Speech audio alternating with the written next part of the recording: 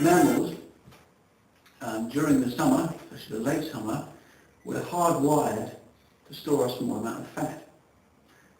And what the body does is it changes its appetite. We get a slight craving for lighter carbohydrate foods. And the body then releases insulin. And insulin, it's deposited into the fat cells and stored as fat in preparation for hibernation. Now, we really aren't that different from animals. We really haven't changed that much physically, a fraction of a percent in 10,000 years. So we still operate in the same way. Now, if we stay up late, we tend to therefore crave carbohydrates. We crave carbohydrates, we don't have enough fat on board. We need fat, we need cholesterol to make our hormones. Our moods go up and down, we become more aggressive, we crave more sugars and carbohydrates. The sugars and carbohydrates can't be used, they're shuffled off again to store in fat cells. Hence we get fatter. We're going to look at the work of Nikola Tesla in about 1900. Now, he compared the effects of the light bulb to the sun and the effect it has on us. I think he locked him or someone else just in a place where all he had was darkness and a light bulb. I don't know exactly, but you can look on the internet.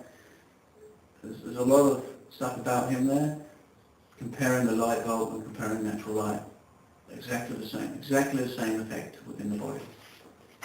Now, pre-1945 we didn't really have any refrigeration, and during the winter, depending on whether we could get this, we would have had mainly in our diet fat or meat. And carbs, we wouldn't really have had those until the summer, when fat and meat, because there's no refrigeration, so we couldn't store any of these vegetables or these fruits. Now the only exception to this is if you lived in a place where you couldn't get a lot of meat. Hence you would have a more carbohydrate-based diet. But the only influence really would be the availability of meat. You have to look at the work of Weston A. Price. He done a lot of work. He travelled for many years, I think 40 years, looking at various tribes, comparing their diet, and the only difference, the only reason why someone wouldn't have meat in their diet is a lack of availability. If there were two tribes next to each other, then the healthier one would always be the one that ate meat. Anyway, I digress a little bit. To summarise, 8 hours of sleep is required for the immune system to kill off enough to stop us becoming toxic and storing fat, to stop us craving sugar, to stop us putting on fat.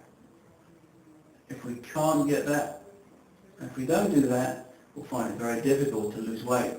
Exercise won't do it because that will stress us for working out. Changing our diet to one with less fat will not do that either. That will stimulate more cortisol, more insulin, more stress.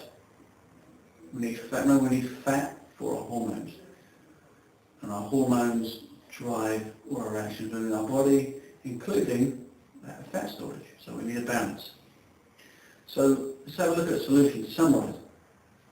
No stimulants after dinner. Don't work out after dinner.